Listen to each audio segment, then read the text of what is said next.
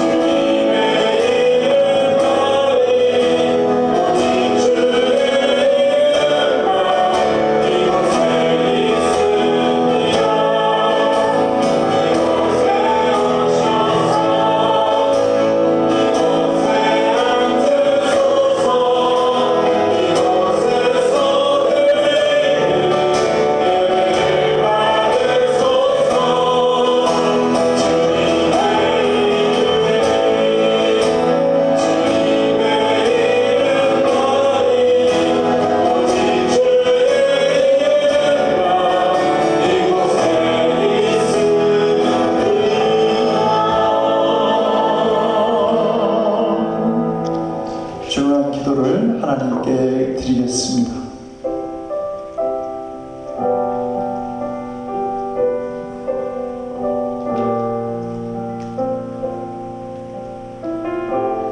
여호와여, 주의 도를 내게 보이시고 주의 길을 내게 가르치소서. 주의 진리로 나를 지도하시고 교훈하소서. 주는 내 구원의 하나님이시니 내가 종일 주를 기다리나이다. 여호와여, 내 젊은 시절의 죄와 허물을 기억하지 마시고 주의 인자하심을 따라 주께서 나를 기억하시되 주의 선하심으로 하옵소서. 아멘. 사도신경으로 신앙 고백합니다. 전능하사 천지를 만드신 하나님 아버지를 내가 믿사오며 그의 아들 우리 주 예수 그리스도를 믿사오니 이는 성령은 대하사 동정녀 마리아에게 나시고 본디오 빌라도에게 권을 받으사 십자가에 못 박혀 죽으시고 장사한 지 사흘 만에 죽은 자 가운데서 다시 살아나시며 하늘에 오르사 전능하신 하나님 평안자 계시다가 저로서 산 자와 죽은 자를 심판하러 오시리라. 성령을 믿사오며 거룩한 공예와 성도가 서로 교통하는 것과 죄를 사하여 주시는 것과 몸이 다시 사는 것과 영원히 사는 것을 믿사옵나이다. 아멘. 그 자리에 앉아주시기 바랍니다.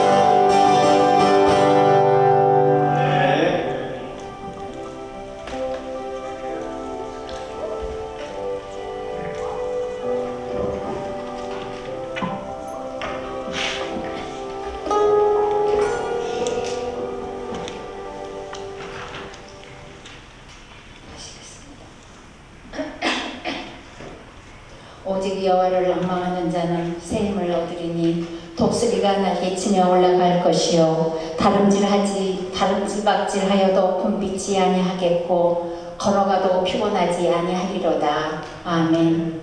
사랑이 많으시고 은혜가 풍성하신 주여 하나님 아버지, 감사와 영광과 찬양 올리옵나이다. 우리를 자녀 삼아 주셔서 항상 선한 길로 인도하여 주시고 아버지라 부를 수 있는 은혜 주심에 감사 올리옵나이다. 하나님의 은혜로 올 한 해를 시작한 지 벌써 한 달이 됐습니다. 힘차게 새날을 시작했지만 우리는 너무 약하고 힘이 부족해 벌써 실망하고 넘어집니다. 하나님 아버지, 믿음의 눈을 들어 하나님을 바라보게 하시옵소서. 밝은 눈을 주시옵소서. 여호와를 앙망하는 자에게 주시겠다고 약속하신 새 힘을 내려 주시옵소서.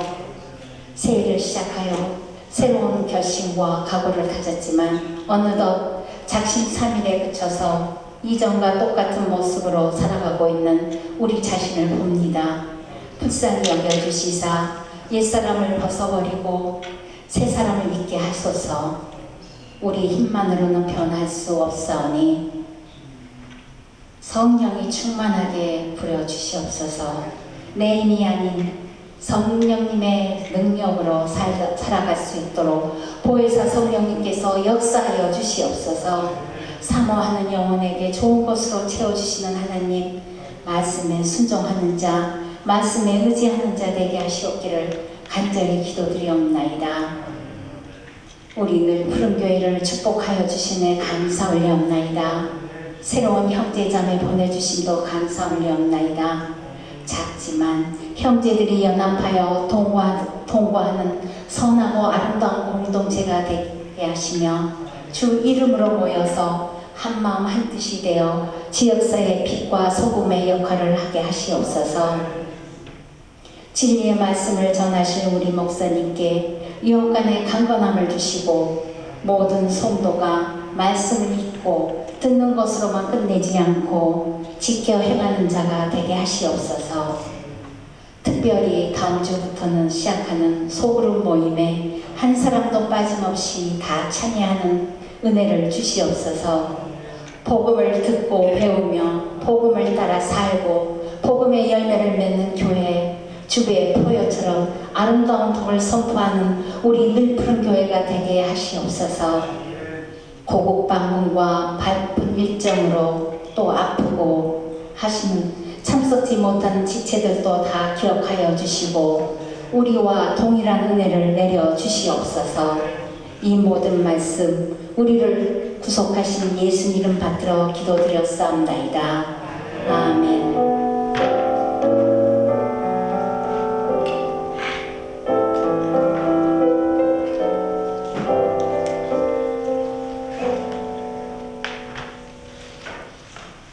오늘 읽으신 하나님 말씀을 봅니다. 요한일서 5장 18절에서 21절까지의 말씀을 나눠서 교독하고요. 마지막 절은 함께 읽겠습니다. 제가 먼저 18절 말씀을 받들어 봉독하겠습니다. 하나님께로부터 난 자는 다 범죄하지 아니하는 줄을 우리가 아노라.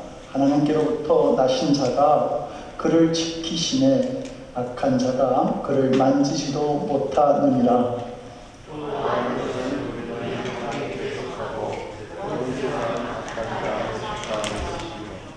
또 아는 것은 하나님의 아들이 이르러 우리에게 지각을 주사 우리로 참된 자를 알게 하신 것과 또한 우리가 참된 자 곧 그의 아들 예수 그리스도 안에 있는 것이니 그는 참 하나님이시요 영생이시라. 자녀들아 우리 자신을 지켜 우상에게서 멀리 나라. 아멘. 기도하겠습니다. 하나님, 오늘도 복된 주를 허락하시네 저희들로 하여금 모이게 하시고 또 말씀으로 우리에게 찾아오시니 감사를 드립니다. 말씀 안에서 우리의 그리스도 되시는 예수님을 발견하는 시간 되게 하시고, 그리고 우리가 가야 할 삶의 방향을 분명히 정하는 이 시간 되도록 도와주시옵소서. 성령님께서 우리의 마음속에 자정하셔서 오늘 들려지는 말씀이 우리의 삶의 귀한 영예의 양식이 되도록 감동으로 함께하여 주시옵소서. 감사드리옵고 우리 주 예수 그리스도를 받들어 간절히 기도드리옵나이다. 아멘. 가정사역자로 활발하게 활동하시던 정태기 교수님이 미국에서 유학 생활을 하실 때에 그 한국의 난자촌인 소록도에 관한 이야기를 듣게 됩니다. 그리고 이분이 공부를 다 마치고 한국에 들어가시자마자 곧 그 소록도를 방문하시죠. 그리고 그곳에서 예배를 드리고 난 후에 같이 기도회에 참석하게 되었는데, 우연히 옆에서 들려오는 기도 소리를 이분이 듣게 됩니다. 그런데 그 사람은 아주 투박한 충청도 사투리로 똑같은 말만 되풀이합니다. 하나님의 은혜가 이렇게 큰데 이 은혜를 어떻게 갚는데요? 도대체 어떤 사람인가 하고 쳐다보았더니 눈은 한쪽이 없고 두 손이 없어져서 팔뚝만 남아있고 입도 약간 이상한 그런 정상이 아닌 모양이었습니다. 그런데도 하나님 이 은혜를 어떻게 갚는데요? 라고 하는 이 말만 계속 되풀이하고 있었던 겁니다. 정 교수님은 그의 기도하는 마음에, 그 모습에 마음이 복받쳐서 그냥 눈물로 그분과 같이 기도하게 됩니다. 한참을 울면서 기도하고 있는데 몽둥이가 자기 옆구리를 찌르는 느낌을 받게 되었습니다. 정신을 차리고 보니까 그 사람의 손 없는 그 팔이 자신의 옆구리를 찌르며 깨우고 있었던 것이죠. 예배 끝나시고 교회 안에는 자신과 그 사람뿐이었습니다. 그래서 그 정태기 교수님이 그분에게 묻습니다. 도대체 하나님의 은혜가 얼마나 큰데 그런 기도를 들으십니까? 그러자 그 사람이 이렇게 대답합니다. 문둥병이 들게 되자 저 자식도 형제도 친구도 다 나를 보내고 떠나갔습니다. 그런데 오직 주님은 나를 버리지 않고 여전히 나와 함께하고 계시니 이처럼 감사한 일이 어디 있겠습니까? 이런 내용의 대답을 합니다. 그분은 고난 중에도 자신과 함께하고 계시는 주님을 만나고 있었던 것이죠. 그리고 그 깨달음이 주님과 깊은 은혜를 나누면서 교제를 하도록 만들었던 겁니다. 오늘 본문은 요한일서의 마지막 말씀입니다. 사도 요한이 요한일서에서 강조하고 싶었던 메시지는 주님은 지금도 살아계시다. 그리고 그 주님과 사귐이 있는 삶을 살라. 그 두 가지였습니다. 그러면 기쁨이 차고 넘치는 삶을 살게 될 것이라고 하는 것이죠. 그래서 사도 요한은 오늘 본문 이 요한일서를 시작하면서 요한일서 1장 4절에서 이렇게 말합니다. 우리가 이 글을 쓰는 것은 우리 서로의 기쁨이 있고 차고 넘치게 하려는 것이다. 성도 여러분들은 신앙생활 하시면서 살아계신 그 예수님과의 깊은 교제를 계속해서 만들어 나가고 계시는죠.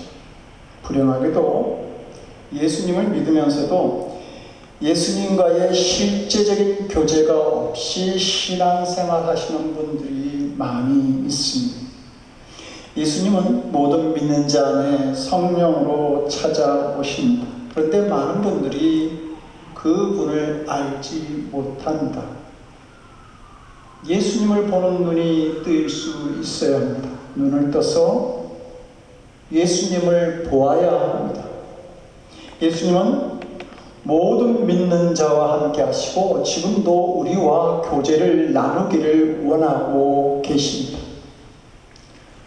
호세아 선지자가 내 백성이 지식이 없음으로 망하였도다 이렇게 말씀했는데, 성도들은 내 안에 계신 예수님을 알고 볼 수 있는 지식이 있어야 합니다.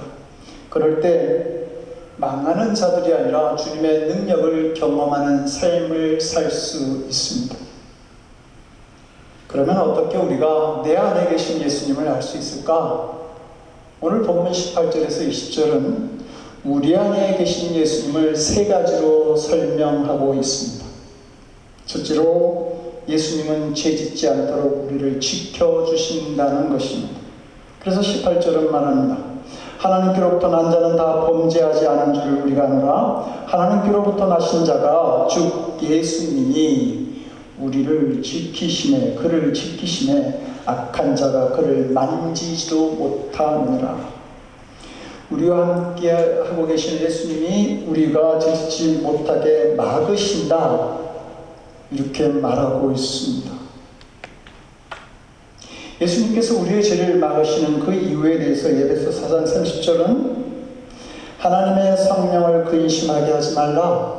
우리가 죄 지을 때마다 예수님이 근심하신다라고 하는 말입니다. 왜 예수님께서 근심하실까? 죄가 주는 비참한 쓰디쓴 결과들이 있음을 알고 계시기 때문입니다. 요서 6장을 보게 되면 물질의 눈이 멀어서 하나님의 명령을 어기고 재물을 취한 아간이 자신뿐만 아니라 아들과 딸, 그 함께 했던 짐승들까지 다 골짜기에서 죽임을 당하는 그 비참한 죄의 결과를 기록합니다. 가룟 유다는 예수님의 제자였지만 그가 세상에 눈을 돌릴 때에 자신의 스승을 파는 죄를 범하게 되고 결국 자신의 삶을 스스로 마감하게 됩니다.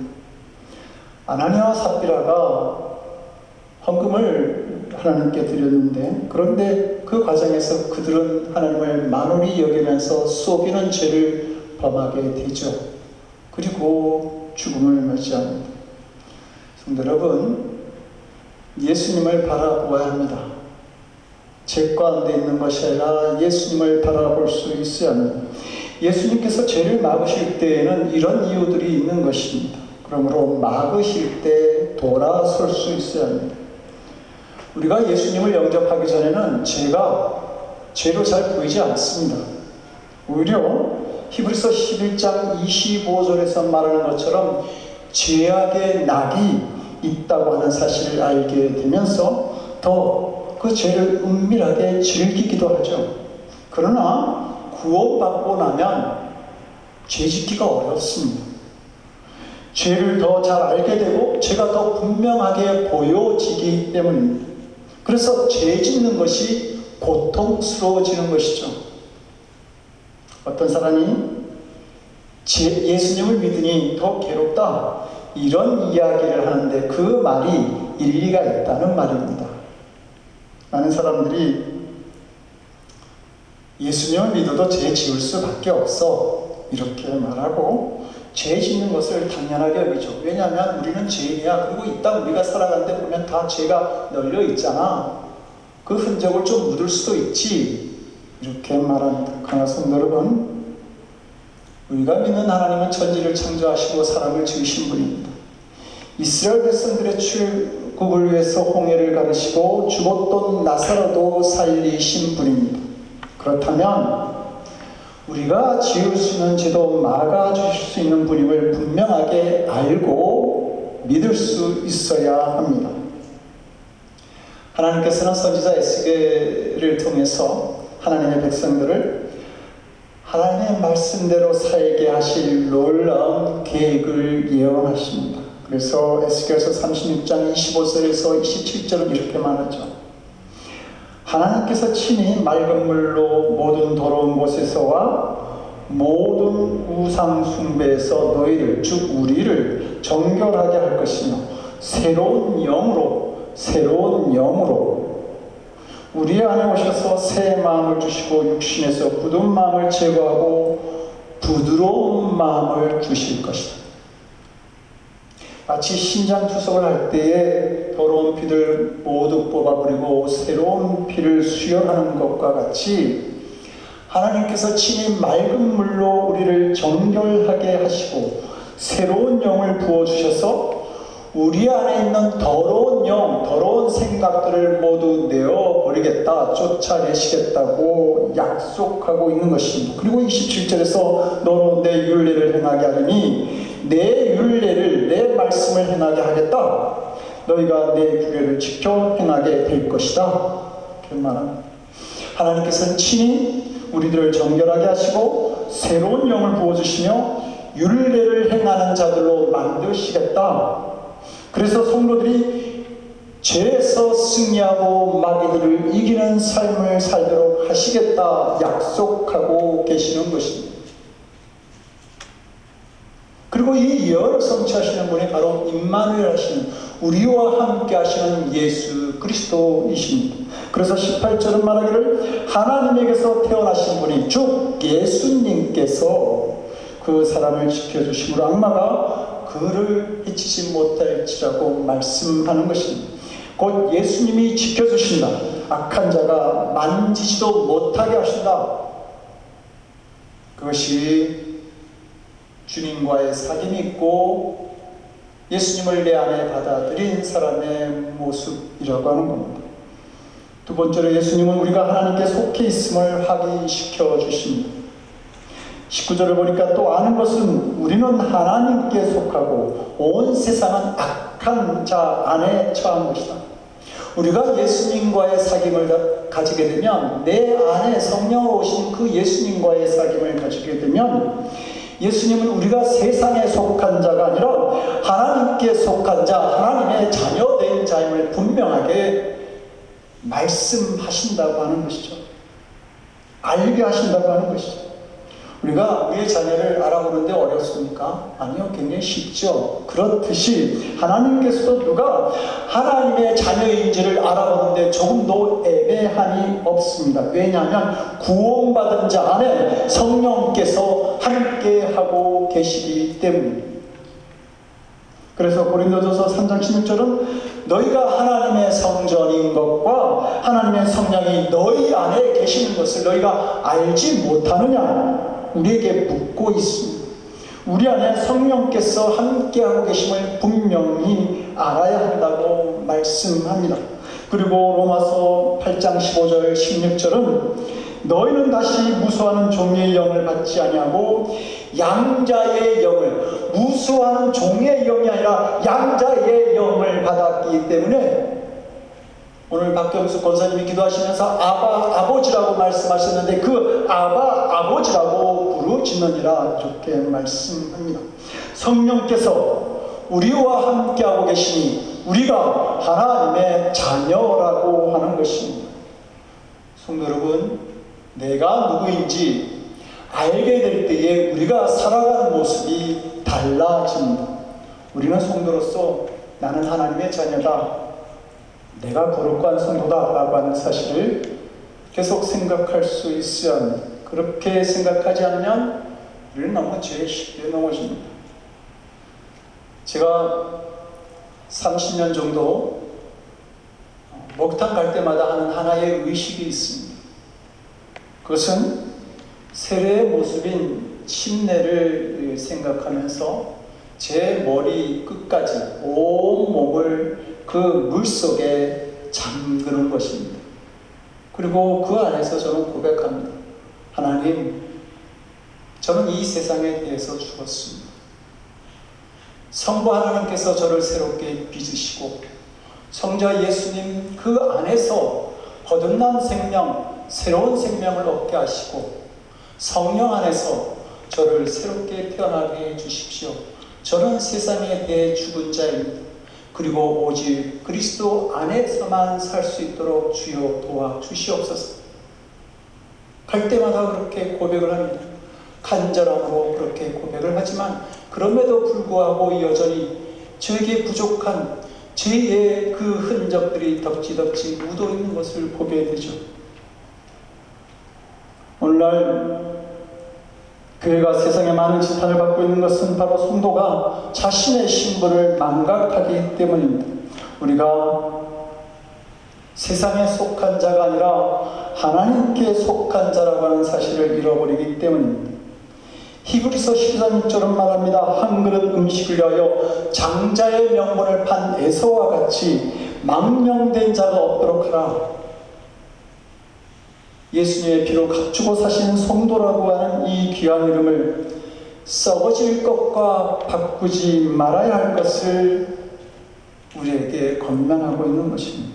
성도들은 자신의 위치를 항상 확인을 해야 돼요. 내가 누구인지, 내가 지금 어디에 있는지 살필 수 있어야 해요. 그래서 사도 바울은 우리에게 권면하는 겁니다. 너희는 이 세대를 본받지 말고 오직 마음을 새롭게 함으로 변화를 받아서 하나님의 선하시고 기뻐하시고 온전하신 뜻이 무엇인지 분별하도록 하라. 사도 요한은 하나님께 속한 자에게 나타나는 신앙의 모습을 이렇게 말합니다. 어느 때나 하나님을 본 사람이 없을 때 만일 우리가 서로 사랑하면 하나님이 우리 안에 거하시다. 사랑은 하나님의 자녀된 성도들에게 나타나는 성품인 것이죠. 지난 목요일 날 뉴스에서 세상에서 가장 많은 자성 그리고 구제를 베푸는 나라가 인도네시아라고 하는 기사를 보았습니다. 그 이유는 그들 대부분이 가지고 있는 이슬람이라고 하는 종교가 그들에게 주는 명령 때문이다라고 말하고 있었습니다. 바라기는 성도 여러분들, 우리를 사랑하셔서 독생자까지 허락하신 하나님의 사랑을 무가치하게 만드는 우리들이 되지 않기를 원합니다. 초대교회에 죄에 빠진 그리스도인들이 있었습니다. 사도 요한은 그들을 위해서 기도하라고 권면하죠. 그러면 하나님께서 반드시 그들을 죄에서 건져주실 것이라고 말합니다. 이 말은 기도의 능력을 믿으라고 하는 말이기도 하지만 죄에 빠져있는 형제들을 정죄하거나 판단하지 말라고 하는 의미에서 하는 권유인 것입니다. 하나님도 그렇게 하지 않으셨는데 우리가 그렇게 하면 안 된다라고 하는 것이죠. 형제를 사랑하지 아니하면 하나님의 자녀가 아니라고 하는 것입니다. 일본에서 활동하시던 선교사님이 일본 대학 신입생들에게 신약 성경책을 나누어 주었습니다. 그런데 대부분이 쓰레기통에 버려져 있었고 어떤 것은 길바닥에 그냥 내팽개친 것도 있었습니다. 비에 젖어 짓 이겨져 있는 이 성경책을 주면서 이분은 모멸감보다는 그들에 대한 불쌍한 마음에 울었다고 합니다. 이것이 십자가에 달리신 예수님의 마음을 본받는 성도의 모습 아닙니까? 성도 여러분들은 분명히 답할 수 있습니까? 여러분 자신이 하나님께 속한 자인지 아니면 세상에 속한 자인지 그것을 말입니다. 셋째, 우리에게 예수님을 알게 하는 지각을 예수님은 우리에게 주십니다. 본문 20절 보니까 또 아는 것은 하나님의 아들이 이르러 즉 예수님이 이르러 우리에게 지각을 주셨는데 지각을 주사 우리로 참된 자를 알게 하신 것, 즉 예수님이 예수님을 알게 하신다라고 하는 것. 또한 우리가 참된 자 곧 그의 아들 예수 그리스도 안에 있는 것이니 그런 참 하나님이시오 영생이시라. 예수님은 우리의 눈을 열어주셔서 예수님 자신이 믿는 모든 자들과 함께 하시고 있다는 것을 스스로 우리에게 보여주시는 것입니다. 성도 여러분, 예수님을 믿는다라고 하는 것이 무엇입니까? 예수님과 대화하는 것입니다. 요한복음 6장 63절에서 예수님은 이렇게 말씀하세요. 살리는 것은 영이니 육은 무익하니라. 내가 너희에게 이른 말이 영이다, 생명이다. 예수님은 말씀으로 우리에게 찾아오신다라고 하는 것입니다. 사실 모든 성도들이 이것을 체험하고 있습니다. 말씀을 통해서 예수님을 만나고 새로운 영을 경험하고 있는 것이죠. 그래서 요한복음 10장 27절에서 예수님이 말씀하지 않습니까? 내 양은 내 음성을 들으며 나는 저희를 알며 저희는 나를 따르느니라. 성도 여러분들이 요즘 생각하는 것들은 누구의 것입니까? 여러분의 것입니까? 우리의 생각을 보게 되면 어떤 것은 마귀의 생각이고 어떤 것은 주님의 말씀임을 알 수 있습니다. 그리고 우리는 그 사이에서 갈등하고 고민하면서 살아가는 것이죠. 어느 성도님이 너무 자기의 삶에 어려운 일만 생기는 것 같아서 하나님도 나를 외면하시는구나 그렇게 생각하고 낙심하고 있었습니다. 그런데 그 성도님이 구약의 요셉에 관한 말씀을 읽으면서 영적인 눈을 뜨게 됩니다. 요셉에게도 연속적으로 큰 어려움이 일어났지만 하나님은 여전히 언제나 그와 함께 하셨음을 알게 된 것입니다. 그리고 그 성도님이 자신을 돌아보았습니다. 깨닫고 보니까 주일 예배 때 이 예배를 드리러 나오는 그 자체가 성령께서 자신을 인도하고 계신 것이고, 은혜를 받을 때 은혜롭다 느끼는 것 그 자체가 예수님이 내 안에 계시기 때문임을 그분은 알게 되었습니다. 고린도전서 2장 12절은 이렇게 말하지 않습니까? 우리가 세상의 영을 받지 아니하고 오직 하나님께로부터 온 영을 받았습니다. 오직 하나님께로부터 온 영을 받았는데 이는 우리로 하여금 하나님께서 우리에게 은혜로 주신 것들을, 하나님께서 우리가 하나님의 영을 받았는데 그 이유는 뭐냐? 이런 하나님께서 우리에게 은혜로 주신 것들을 알게 하려 하십니다.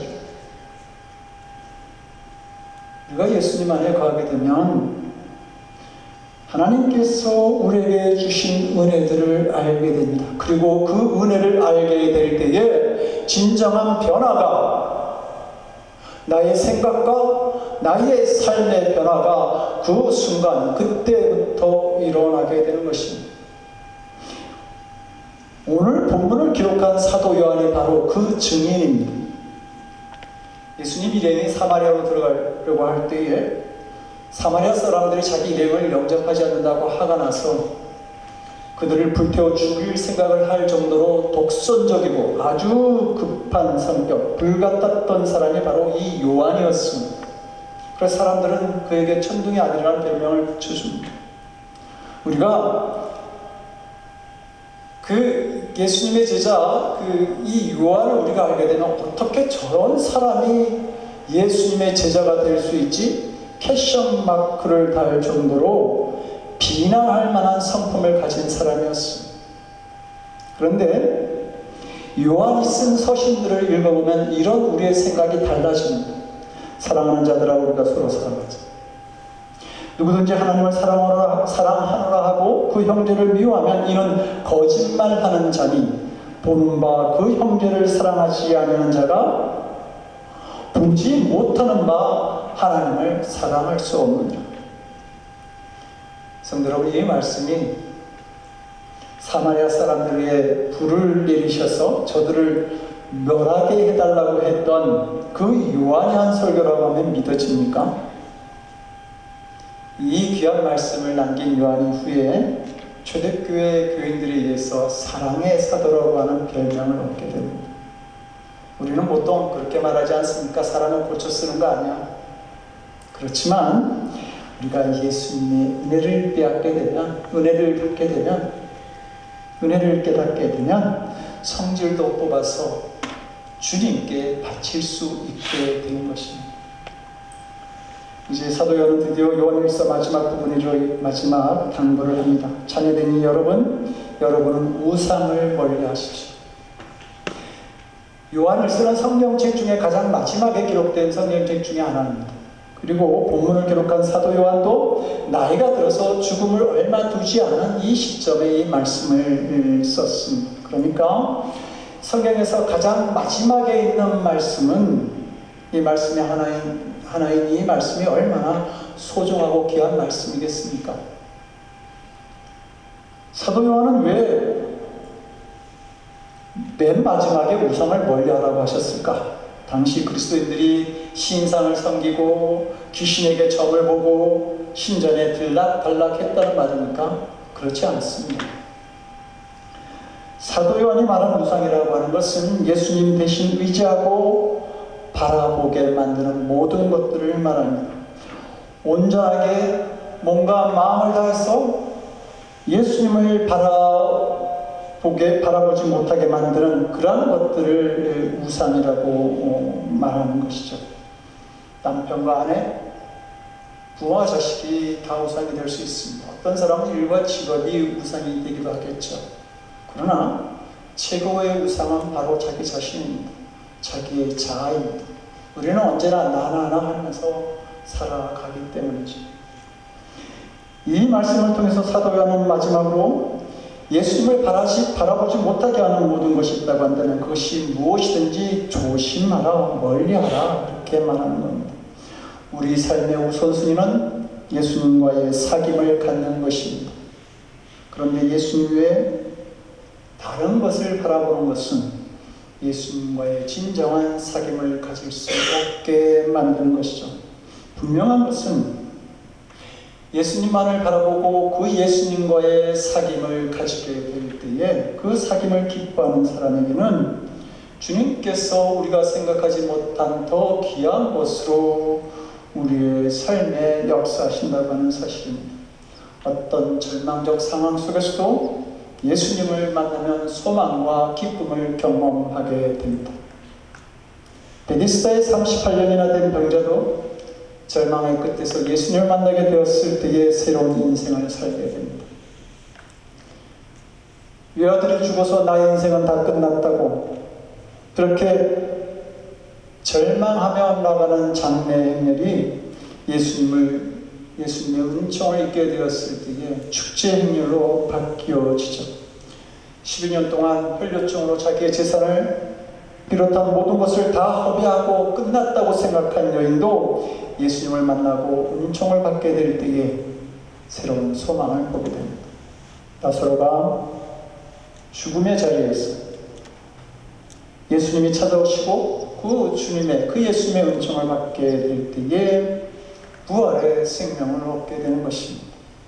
두려워 떨던 제자들이 오순절 성령 충만을 받을 때 인생이 달라져서 담대히 예수님을 구주라고 고백하며 복음을 전하게 되죠.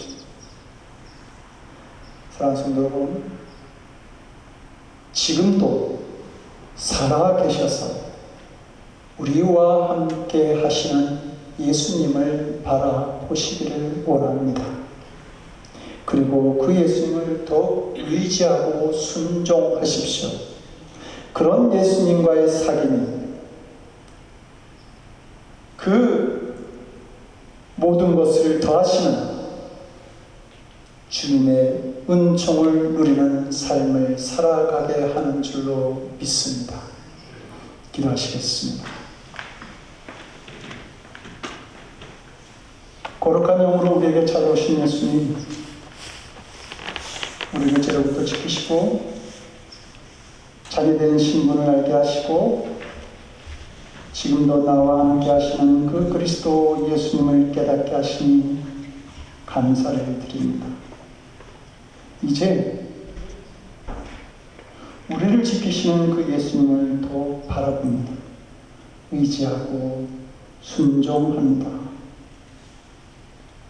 이 귀한 믿음이 주님의 놀라우신 은혜로 함께 채워주시옵소서. 우리의 참된 구원이 되시는 예수님의 이름으로 기도드립니다. 아멘.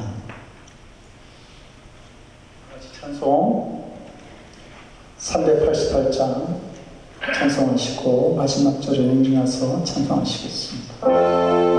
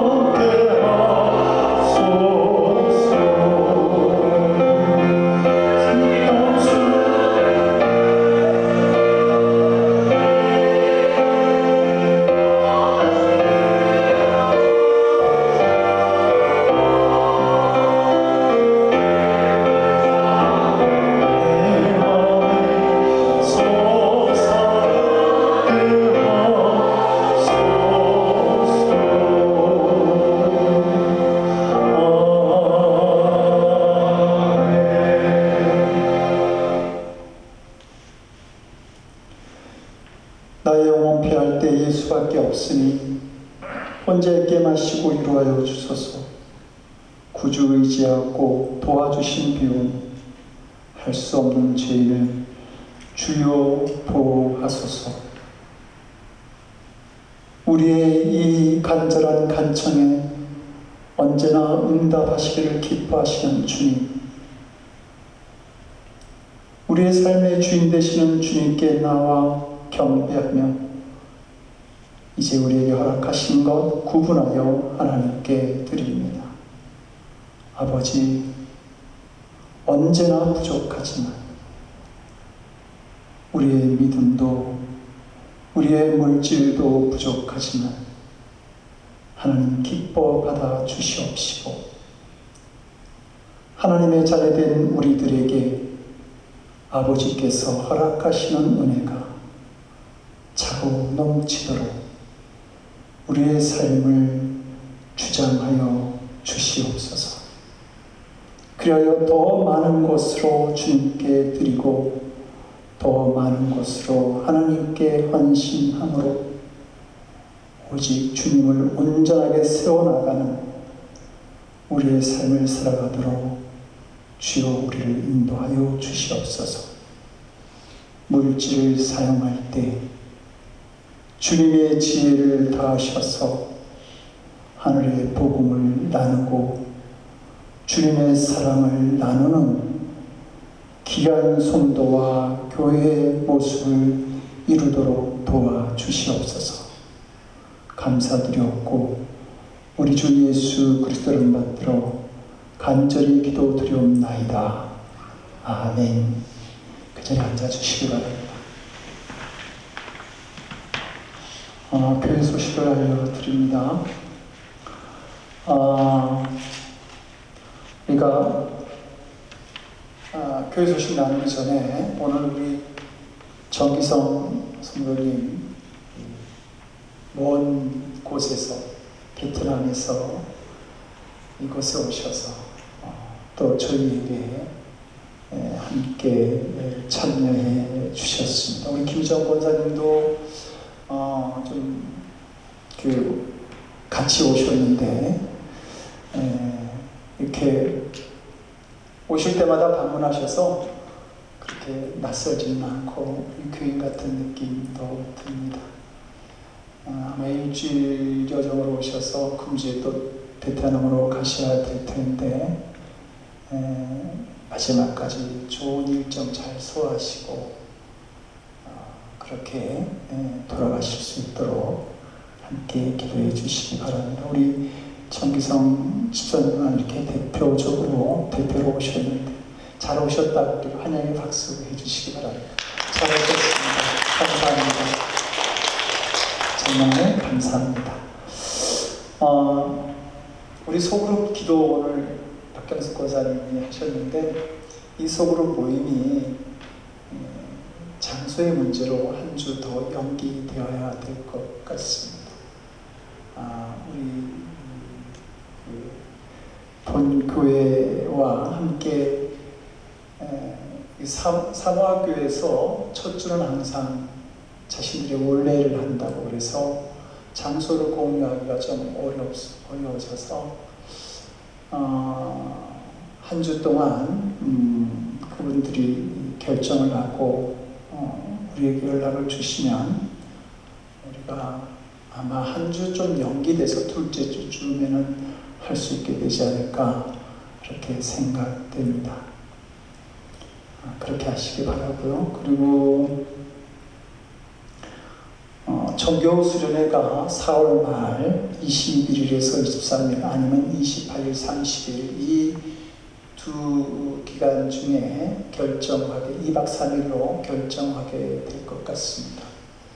우리가 정교 수련회가 우리가 예전에 있었던 비전 트립 하루에 차를 빌려서 여행을 했던 그런 비전 트립과 정교 수련회가 이번에는 합쳐져서 이 정교 수련회를 하게 되기 때문에 그 먼 곳으로 여행을 하게 될지 아니면 한 곳에 정착해서 수련을 이루게 될지 이런 결정도 남아 있습니다. 6월 달에 아마 이것을 결정하게 될 것 같은데 이를 위해서 성도 여러분 함께 기도해 주시고 좋은 결론을 맺을 수 있도록 그렇게 힘써 주시기 바랍니다. 금주에 많은 분들이 출타를 하셨습니다. 김정혜 집사님은 지금 한국 가셔서 한 달 정도의 일정을 소화하실 것 같고요. 박현숙 권사님 가정 모두 또 그렇게 출타하시고 김밥숙 한옥로 권사님 네 분도 이제 아마 오늘 저녁에 돌아오시지 않을까 생각되어집니다. 다음 주에 우리가 다시 뵙게 될 텐데 잘 여정 마치시고 오실 수 있도록 기도해 주시기 바랍니다.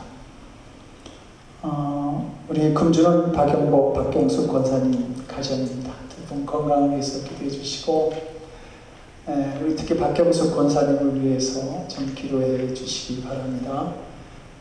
작년 말에 동생분을 먼저 보내셨습니다. 그리고 지금은 또 부모님들 우리 권사님께서 가져서 편치 않으신 또 부모님들을 지금 돌보고 계십니다. 여러 가지로 마음도 지치고 몸도 힘드실 터인데 주님의 위로를 위해서 또 담대한 그 믿음을 위해서도 함께 기도해 주시기 바랍니다. 특별히 다른 광고가 없으면 일어나셔서 주기도문 찬양하시고 축도를 마치겠습니다.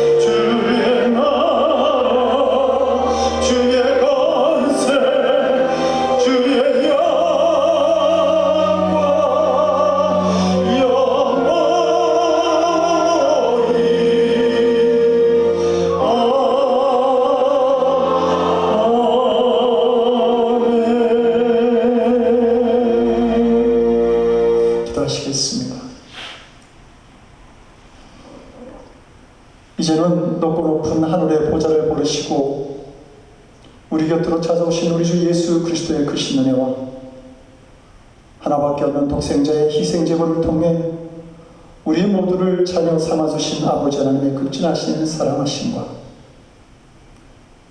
죄악 가득한 세상에서 죄를 이길 수 있도록 도우시는 성령님의 감화감동, 우리 안에 교통하시고 역사하시는 놀라우신 은총,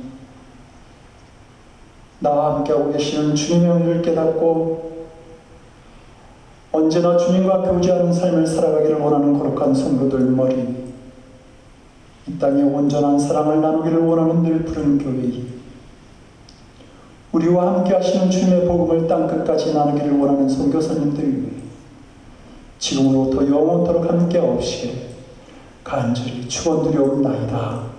아멘.